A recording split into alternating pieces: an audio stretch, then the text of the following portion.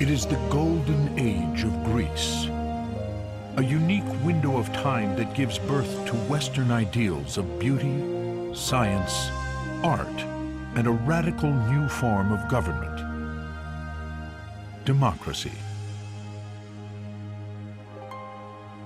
To immortalize those ideals, the Greeks build what will become the very symbol of Western civilization, the Parthenon. It was the physical embodiment of their values, their beliefs, of their ideology. It remains for us a powerful statement of what human beings are capable of.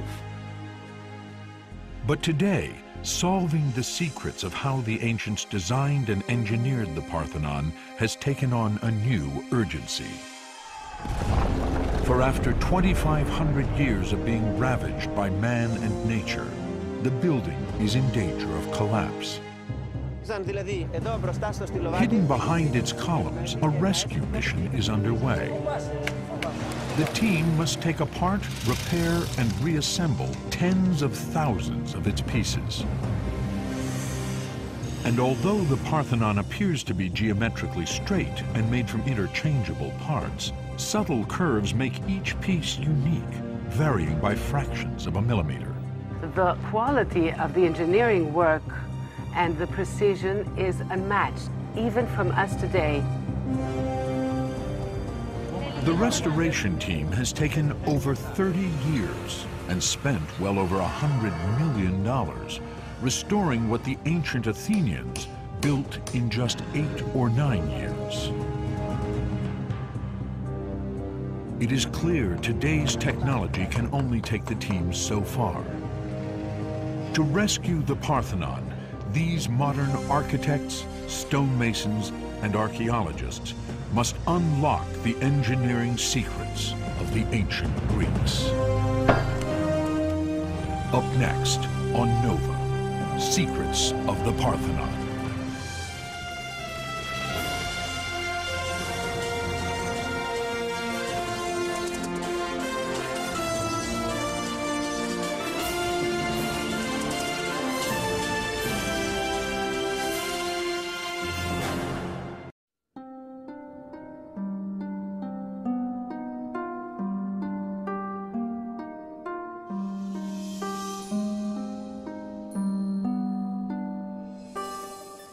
Peering over the rooftops of modern Athens, from its throne atop the ancient Acropolis, the sacred city in the sky, the Parthenon rules in shimmering splendor.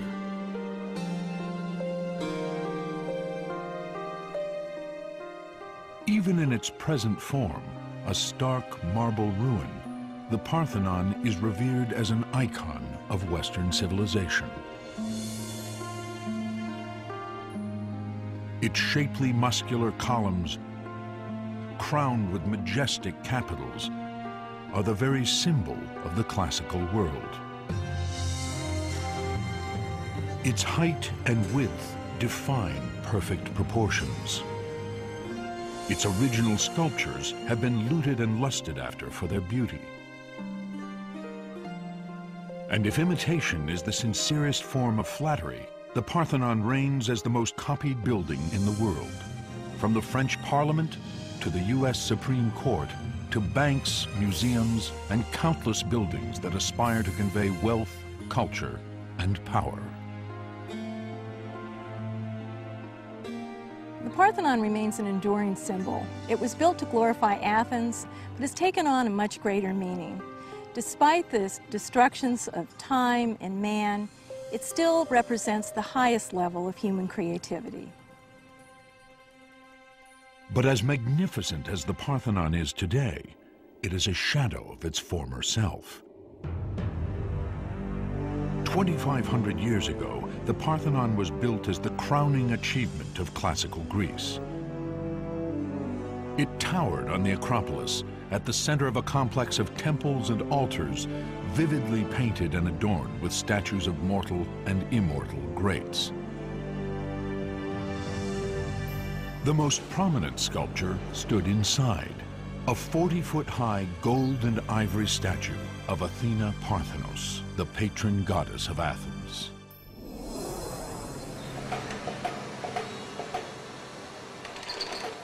But that was then. Where Athena once stood, today stands a crane. Not a trace of her statue remains. Now her holy precinct is a construction site. For much of her temple lies in tens of thousands of pieces, some scattered around the Acropolis, some around the world, and some lost forever. What does remain standing is in danger of collapse. Now, a rescue mission, the Acropolis Restoration Project, is trying to save it. The team, guided by the meticulous investigations of Manolis Koris, has set the bar high, salvaging whatever ancient marble blocks remain in order to create the most faithful restoration. The cost to date is easily over $100 million. We keep as much as possible of the original material, and we do not damage the asset material. The theory is that we preserve all the original pieces, and we add only a few marble in order to fit them to the general construction. This capital, once atop a column, typifies the struggle they face. It is in 6 pieces, with many fragments still missing. First, master marble masons need to puzzle together what pieces they can find, then meticulously recreate what is missing. The block itself weighs 10 tons. It will need to be hoisted to the top of a column consisting of 11 drums, of which many are also fragmented. Together, the drums and capital may have to support up to 100 tons of surviving marble beams and sculpture. But before they can hoist the capital into place, the team must solve a more perplexing problem. On which of the Parthenon's 46 columns does the capital belong? For although the Parthenon may appear to be one giant building kit with interchangeable parts, it's not. The building, celebrated as a symbol of beauty and perfect proportions, hides an ancient secret. Kathy Paraski and Lena Lambrinu, architects on the restoration team, investigate. You think that all the blocks are square in this building, but in fact, if you check it with a set square, you can see that we don't have a right angle here. And when Paraski places her book on one end of the stylobate, the Parthenon's foundation, it can't be seen from the other end. This is because there is a curve in the middle of the lines and the stylobate, about 6 3/4 centimeters high. Koris and his team have investigated every angle on the Parthenon. And although the building looks straight, they've discovered there's barely a straight line on it. These curves are no accident. They start with the foundation, or stylobate. Each of the 46 columns has a gently curving profile and leans inward. Even the architraves, marble beams that span the columns, as well as the architectural elements above them, are curved. This means that each of the over 70,000 pieces of the Parthenon is unique and fits in only one place.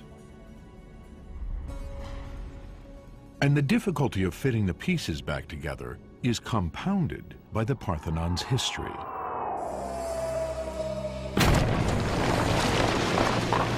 Since it was built in the 5th century BCE, it has been shot at, exploded, set on fire, rocked by earthquakes, converted to a church, then a mosque, and in the 19th century, looted for its magnificent sculptures.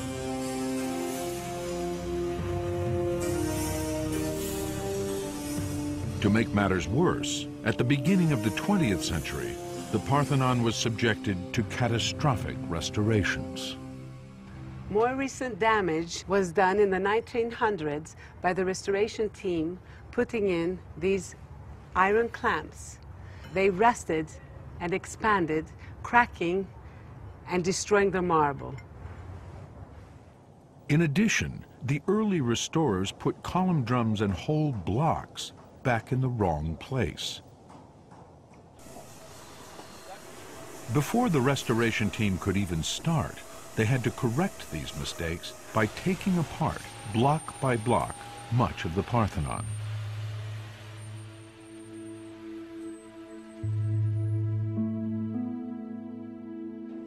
Paraski took on the Herculean task of working out the original positions of 700 scattered blocks from the long inner walls of the temple. Although the blocks seem the same, each block is different. Each one has its own individual, unperceivable information, the cuttings, the heights, and we're talking about differences of 1/10 of a millimeter here. That's about the thickness of a hair. The team turned to modern technology to assist them.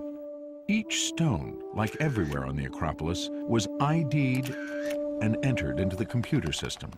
As soon as a fragment of marble is found, it takes a number and it is entered in the database. So far we have 5,500 architectural members of the Parthenon. All with detailed descriptions of height, width, slope, corrosion, cracking, stain marks, even graffiti.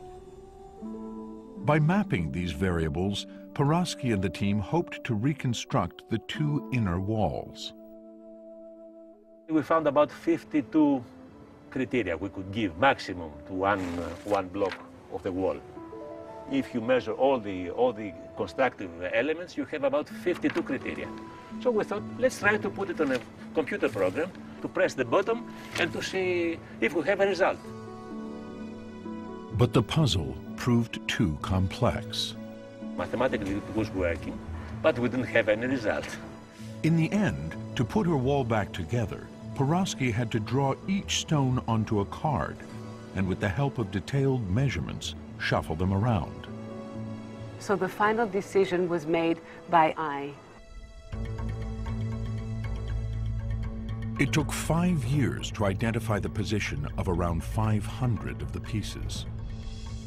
It's been over 30 years since the restoration began. The Parthenon is a 20,000-ton, 70,000-piece, three-dimensional jigsaw puzzle. And worse, it's a puzzle that doesn't include instructions. No one has found anything resembling architectural plans. Where are they written, these things? Where are they writing? They have so many papers, we have computers, we have everything. How they are doing and how they communicate, and we're going so quickly in 8 years. I cannot understand, I cannot imagine. How did the ancient Athenians build the Parthenon with such precision in less than 9 years? And why with these subtle curves and few right angles? How can the modern restorers faithfully repair and reassemble these pieces before air pollution and even earthquakes inflict further damage? To save this masterpiece of Western civilization for the future, Chorus and his team of architects, engineers, and marble masons will have to unlock the secrets of the past.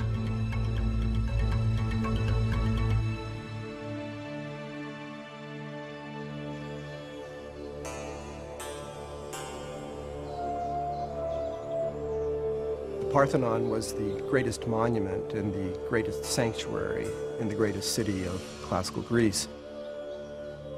It was the central repository of the Athenians' lofty conception of themselves and the physical marble embodiment of their values, their beliefs, their myths, their ideologies.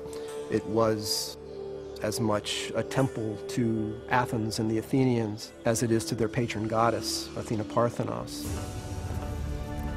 But just 30 years before it was built, Athens lay in ruins. A victim of Emperor Xerxes, leader of Greece's traditional enemy, Persia.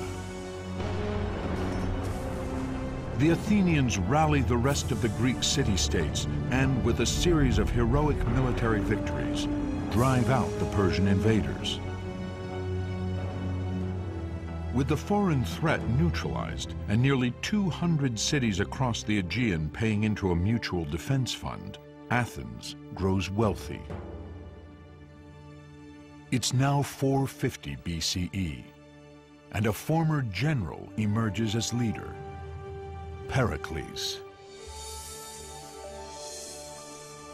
He spearheads an ambitious campaign to rebuild Athens and ushers in the golden age of Greece. A unique window of time that establishes Western ideals of beauty, science, art, and a radical new form of government. Demos, meaning people, and kratos, power, people power, or democracy.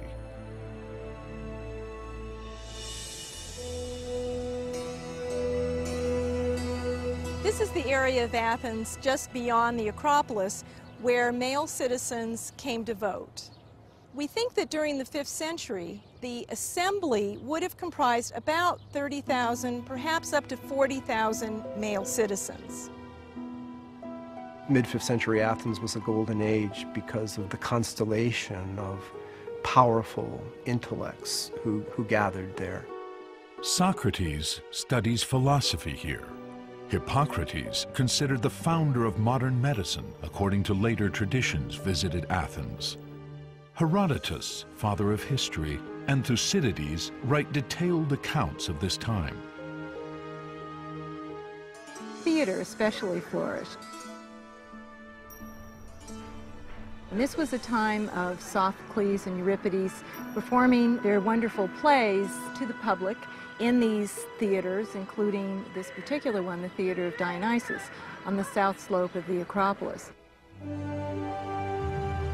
But while all of Athens flourishes, the Acropolis still lay in ruins from the Persian invasion. Then, in 449 BCE, Pericles proposes to rebuild the temples destroyed by the Persians. He opens the question to debate. Every monument, every element of the Periclean building program had to be voted upon so that these monuments would in fact be monuments of the democracy and not of one man, such as Pericles himself. In a powerful statement of their self-confidence, the people of Athens vote to rebuild the Acropolis, and at its center, a building to embody their ideals, the Parthenon.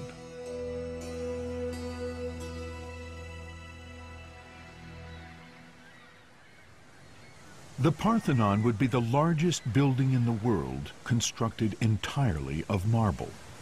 And in tracing the path of that marble lies the first clue as to how it was built. Before the Parthenon, marble had been imported from quarries on islands in the Aegean Sea. On one of those islands, Naxos, archaeologists discover a small temple. On the beautiful island of Naxos, we see this temple, which is one of the early archaic Greek temples made of stone. The Temple of Demeter was constructed about 100 years before the Parthenon. It too was built with few right angles or straight lines. We can indicate already the curvature of the base of the temple, also the widening of the lower part of the columns. Why are these builders deliberately constructing their temples with curves and few right angles? Professor Margaret Livingstone, a Harvard neurobiologist, believes the ancient Greeks might have been aware of optical illusions. The function of the visual system is not to transmit an image to the brain. There's nobody up there to look at an image. It's to transmit information about the world up to the brain. Our brain translates visual information, like converging lines, to help us assess distance and relative size. But sometimes something's lost in translation. Here, the converging lines are telling us that the line on the right is taller than the line on the left. The result, an optical illusion. This is another classical illusion. If you have two straight lines, if you add converging lines, these two lines seem to bow in the middle. So if the floor of the Parthenon has converging cues as to depth and perspective, you could have an illusory sag in the floor of the Parthenon.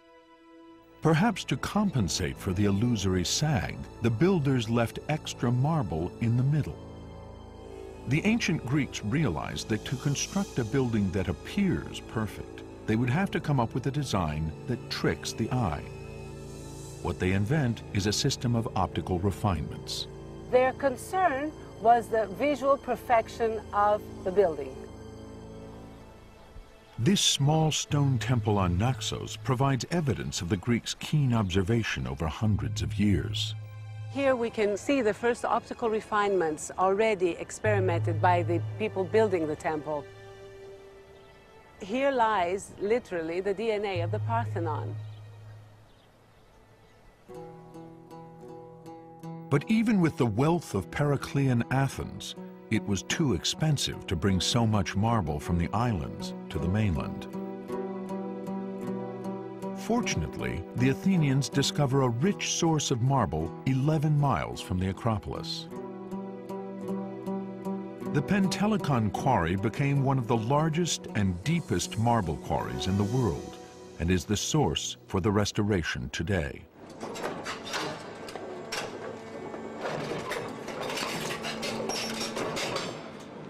In minutes, diamond-tipped saws cut through the same stone used by the ancients. Nikos Toganidis, the architect in charge of day-to-day operations on the Parthenon restoration, is searching for a flawless 12-ton block. Today we are going to check a marble that George found here in the quarry. It's going to be an architrave. It's the last large member that we need for the restoration of the north side. The restoration team has waited months for just the right block to make the new architrave, the marble support beam above the columns. It costs over $1 million and will have to support up to 20 tons. Let's measure it.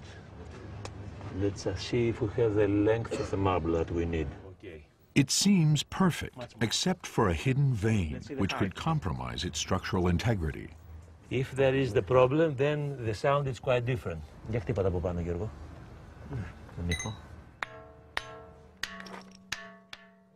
Now it sounds as a bell. So we are going to buy. Γιώργο, bravo.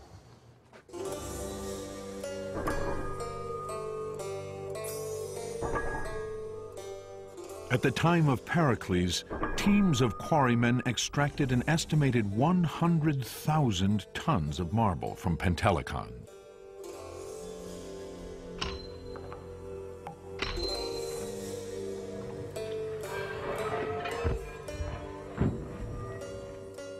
The cost of extracting and transporting it, inscribed in part on this stone placard from 434 BCE, was over 400 silver talents, the equivalent of more than 400 of their fully equipped warships. Expenses for the construction of the Parthenon were recorded on stone annually. The stone was actually set up on the Acropolis. This is because Athens had a democratic system of government, so they required that the expenditure of public monies be made public. The rest of the construction budget was spent on carving that marble. In that sense, the workplace today, as in ancient times, is less a construction site and more a sculptor's studio.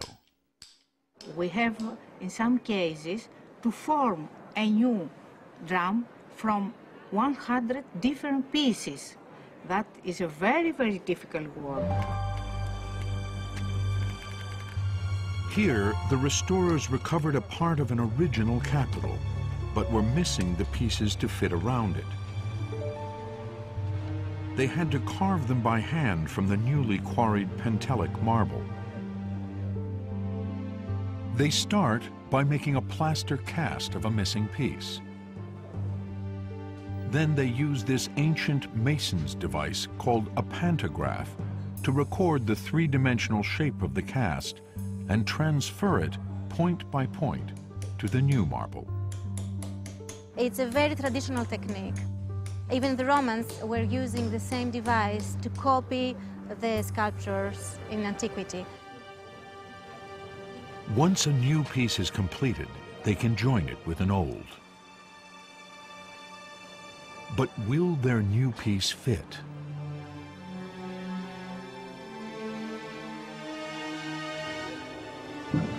It doesn't. It's just millimeters off. The moderns will borrow a technique used by the ancients for fitting together two new blocks. They coat the inside surface with red clay. In the points it doesn't fit, it leaves white marks. Where the clay goes white, they have to carve it a little bit more and test it again until they have no marks when they are closing the two pieces. The operation is repeated dozens of times until the new marble exactly matches the ancient broken surface. But even when they succeed, there's still the challenge of fitting the restored pieces precisely back into place.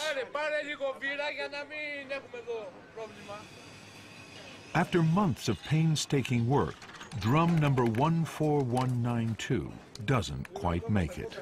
As you see here, we have a small ancient fragment. We built around it with the new addition. Now we are going to move it and take it down to the workshop. Just a few millimeters of excess new white marble has to be cut from the base at ever so slight an angle to match the precision of the original blocks. These differences of 1 or 2 millimeters is just a miracle. You can't believe that you have so small differences. And here lies the Parthenon's central mystery. How did the ancients sculpt it with such precision and speed? Ήταν βλέποντας εδώ ένα σπόνδυλο του προνάου, πάνω στον οποίο υπήρχαν αυτές οι γραμμές. Etched into the marble itself, Manolis Koris finds a clue. Καταλάβετε τι είναι αυτό? Το έχετε δει ποτέ σας? Δεν έχετε δει ποτέ αυτό? Koris made an extensive study of the relationship between tool marks and the kind of tool and force necessary to produce them. From these marks, he reconstructed a type of chisel lost since antiquity.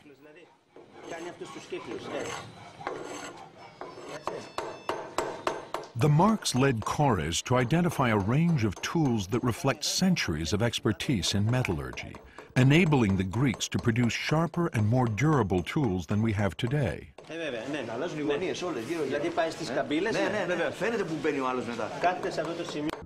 And from minute differences in the chisel marks, Koris can even identify the distinctive workmanship of about 200 different stonemasons.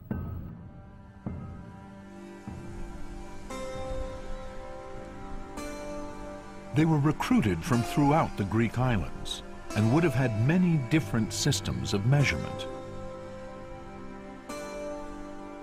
Without a common standard, coordinating this workforce would have been a logistical nightmare. How did they do it?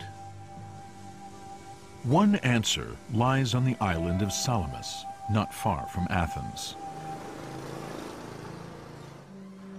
Here, discovered on a church wall, was a stone carving. Today, it is in the Piraeus Museum. Architect Mark Wilson Jones believes the enigmatic Salamis stone, depicting an arm, hands, and feet, may be a conversion table for the different measuring systems, Doric, Ionic, and Common. This is a tracing I've done that shows the stone, and you can immediately see how the main measures work. We have this foot rule here, that's 327 millimeters, more or less, the Doric foot.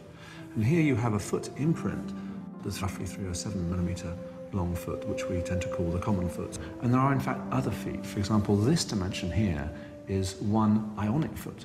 So there's a kind of whole network of different interrelated measurements here. The Salamis stone represents all the competing ancient Greek measurements: the Doric foot, the Ionic foot, and for the first time, the common foot, virtually the same measurement we use today. Wilson Jones finds evidence of all three measuring systems in the height of the Parthenon. That distance is at one at the same time 45 Doric feet, that's the ruler on the relief. It's also 48 common feet, which is the foot imprint, and it's 50 Ionic feet, all at the same time. And these are quite exact correspondences.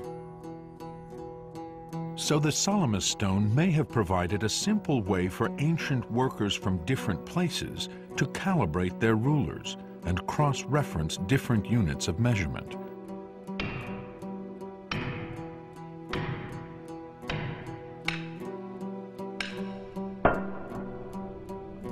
But the Salamis stone may also be a clue to how the ancient Greeks were using the human body to create what we now regard as ideal proportions.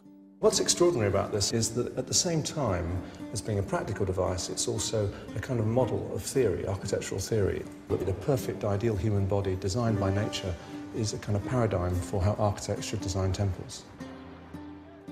Among the first to record that Greek temples were based on the ideal human body was the Roman architect Marcus Vitruvius. He studied the proportions of temples like the Parthenon in the 1st century BCE, 400 years after it was built. Vitruvius' work gives us the overall frame which is necessary to understand the system of proportions of the Parthenon. According to Vitruvius, Greek architects believed in an objective basis of beauty that mirrors the proportions of an ideal human body. They observed, among many examples, that the span from fingertip to fingertip is a fixed ratio to total height, and height is a fixed ratio to the distance between the navel and the foot. 2,000 years after the Parthenon, another artist was also searching for an objective basis of beauty. This is a very famous image. It's drawn by Leonardo da Vinci in the Renaissance, and it's based on Vitruvius' description of the ideal human body, and it encapsulates this idea of its theoretical importance. And what's really interesting for us is that when we superimpose the Salamis relief on this drawing, we see that there's a remarkable correspondence. There are differences, but it's the same principle. You have the same interest in the anthropomorphic principle of giving a kind of sacred, fundamental justification for these measures. Da Vinci's ideal Renaissance man famously stands in a circle surrounded by a square. Da Vinci named this image Vitruvian Man, after the Roman architect. The ratio of the radius of the circle to a side of the square is 1 to 1.6. That ratio is sometimes attributed to the Greek mathematician Pythagoras, who lived 100 years before the building of the Parthenon. In the Victorian age, it became known as the golden ratio. It was a mathematical formula for beauty.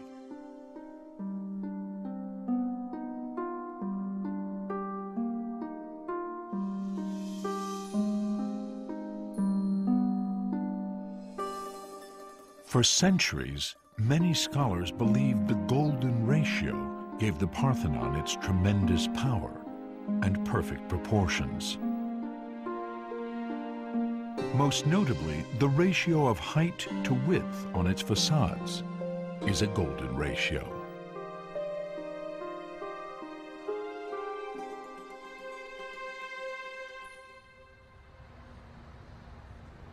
Today, the golden ratio's use in the Parthenon has been largely discredited.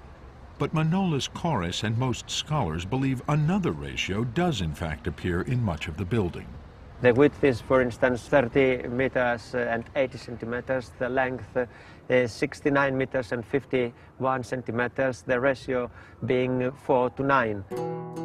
The 4:9 ratio is also found between the width of the columns and the distance between their centers and the height of the facade to its width. The Parthenon, like a statue, exemplifies a certain symmetry, a certain harmony of part to part and of part to the whole. There's no question that the harmony of the building, which is clearly one of its most visible characteristics, is dependent upon a certain mathematical system of proportions.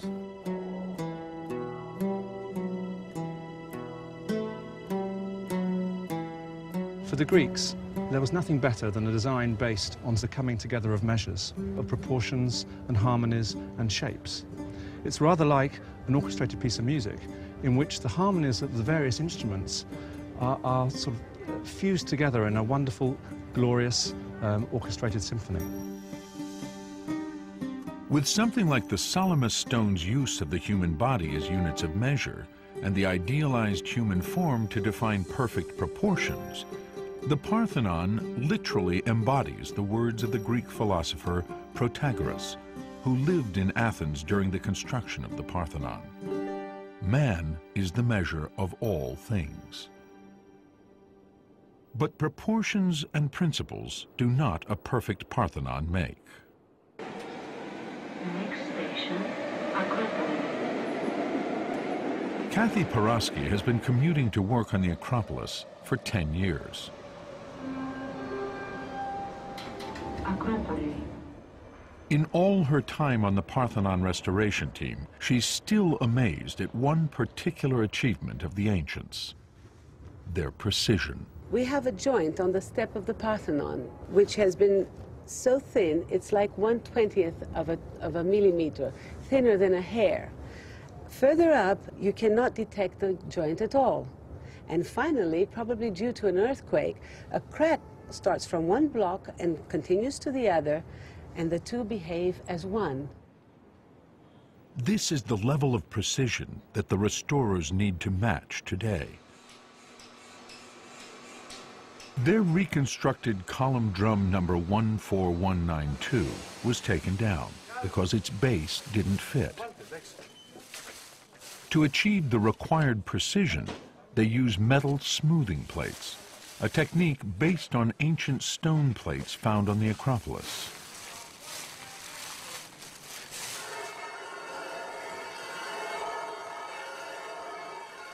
It's a very traditional way to level a marble surface. We're putting sand in these holes and they just moving it on the top of the stone. They can make very small differences between the surfaces. Manolis Koris believes the ancient stone sanding plates could grind to 1/20th of a millimeter. But to stack and precisely align the drums presents an additional challenge. Again, the modern restorers uncover an ancient technique when they separate these two column drums for the first time in 2,500 years. The ancients aligned the drums very simply, but again ingeniously. They had this block of wood that they cut in half. The lower part was inserted at the center of the lower drum, flush and perfectly fitted, and the upper part is centered in the upper drum coming down. So when the upper drum is placed, it centers onto this pin. The surface was perfectly connected, and it was so airtight that when we opened the drum, we found this, and it's 2,500 years old, intact. The cedar is so well preserved that restorers could still smell the wood put there by Pericles stonemasons. Today, the modern restorers use the same method, but with titanium.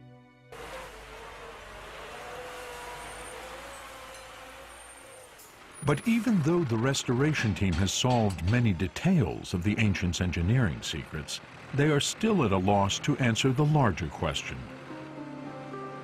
How did the Athenians build the Parthenon with all its subtle curves without an architectural plan? There's a simple problem that to get a plan of this size at a reasonably small dimension that you can grapple with, something like this, which would be around 1 to 50 or so, that would be nowhere near precise enough to deal with all the subtle curvature and the minute adjustments that are also essential for this kind of project. One of the subtlest of these curves can be found on the Parthenon's columns. If we pull a string, we can see that from the middle of the column and up, we can see a curve, a very slight curve. The curve is gentle, starting a little less than halfway up and tapering again near the top. It's an optical refinement called entasis. Entasis means tension. It gives life to the column visually. It resembles an athlete trying to lift the weight, even the deep breath of the swelling of its chest. It is no longer dead stone. It has life in it. It has pulse. These deviations from the straight, from the perfectly vertical, from the perfectly horizontal, are analogous to the curvatures and the swellings and the irregularities of the human body. And in that sense, the Parthenon strikes me as being a sculptural as well as an architectural achievement. The entasis curve on the side of the column is so subtle and so slight, restorers can only draw it by computer. For the ancients to have drawn it at full scale, they would have had to set their compass at an impossible radius of nearly a mile. How they constructed the curved columns was one of the last great riddles left by the ancient Greek temple builders. The answer literally came to light at Didyma, 200 miles from Athens in what is today Turkey. Here, a team of German archaeologists was exploring the ruin of the Temple of Apollo.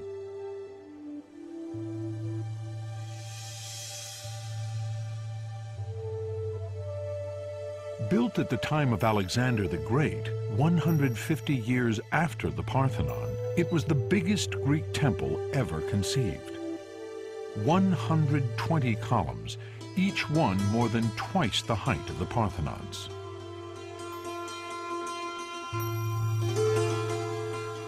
The German team noted an optical refinement, a curvature on the base of the temple, similar to that of the Parthenon. They suspected there might be more.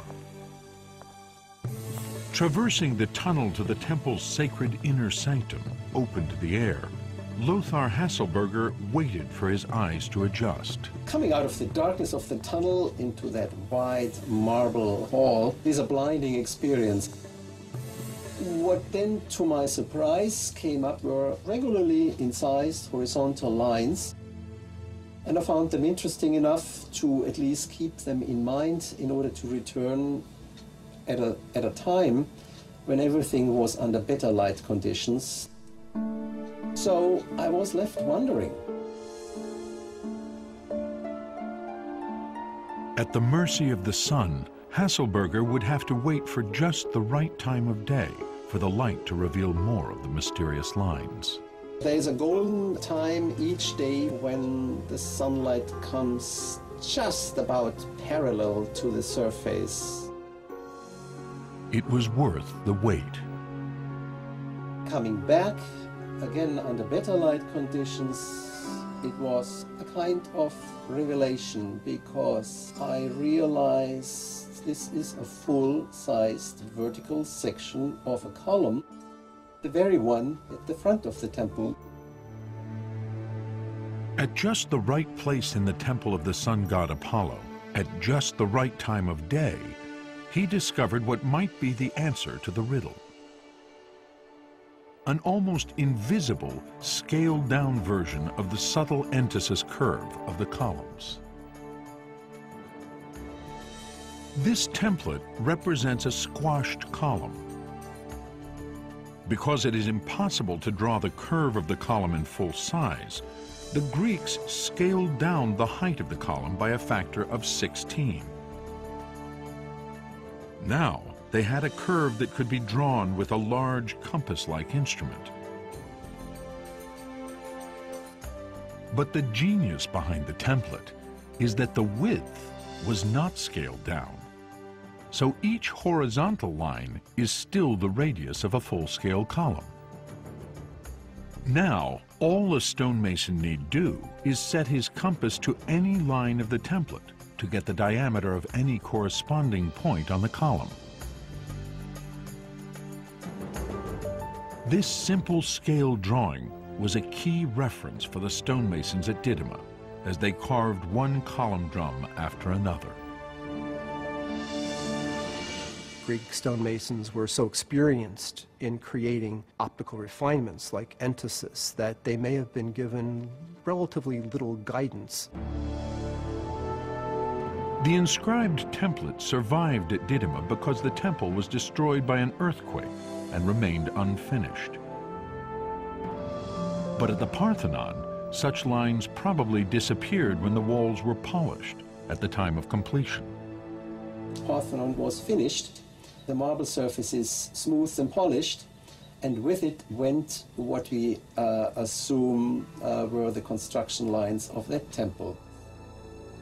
The modern restorers believe the ancient builders must have had some similar kind of template to produce the subtle curvature on not only the columns, but most of the Parthenon's marble blocks.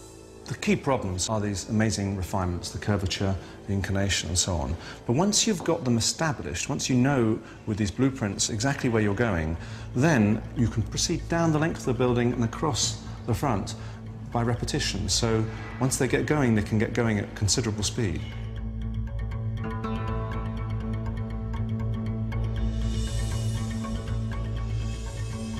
With the discovery of the Didyma plans, the restorers have new insight into the last great secret of how the ancients built the Parthenon. But now they face the ultimate test as they place the drum they've so painstakingly reconstructed back on its column.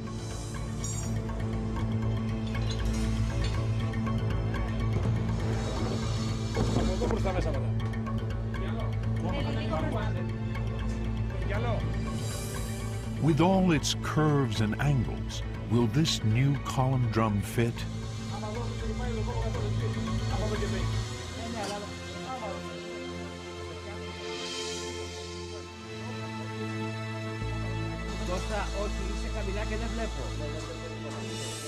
It does. Yes, we are very happy.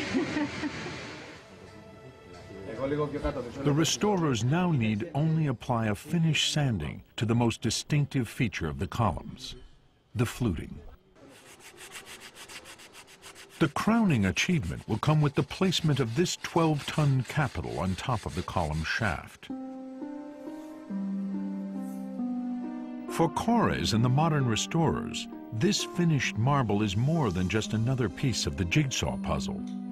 They feel they have successfully entered the minds of the ancient builders and discovered how Pericles and his architects were able to design and engineer the ideals of beauty and perfection into this monumental building. Using the same marble and similar techniques and tools, the Acropolis restoration team has reconstructed a part of the Parthenon perhaps as perfectly as the original builders. In the next 10 years, the work site will be empty and we will be able to admire the perfect proportions of the Parthenon again.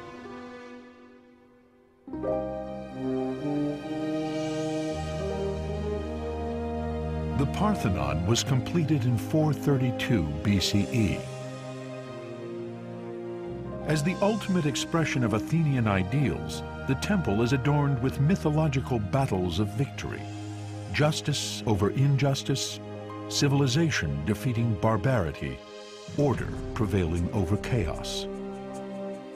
and perhaps for the first time on a Greek temple, the Athenians, mere mortals, depict themselves alongside the gods.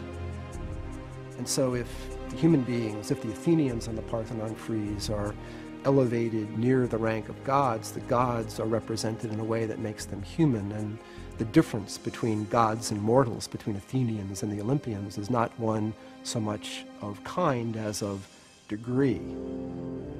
This is an extremely humanistic way of representing themselves.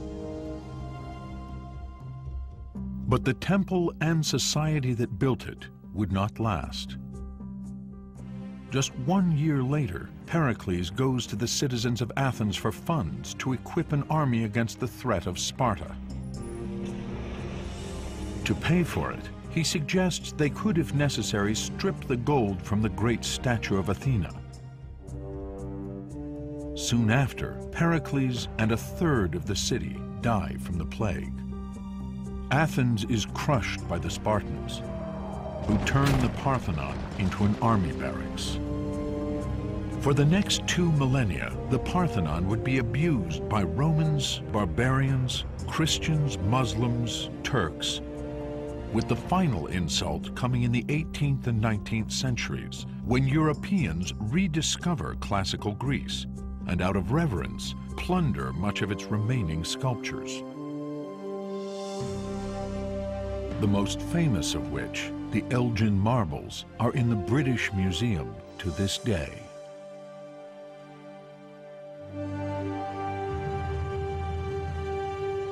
When the Acropolis restoration project began over 30 years ago, Manolis Korres and his colleagues could have chosen to restore the Parthenon to its original state, adorned with sculpture and friezes painted in vivid colors. Instead, they chose to preserve what has survived these 2,500 years. A majestic ruin, a witness to what we needlessly destroy, and the beauty and perfection that we can create.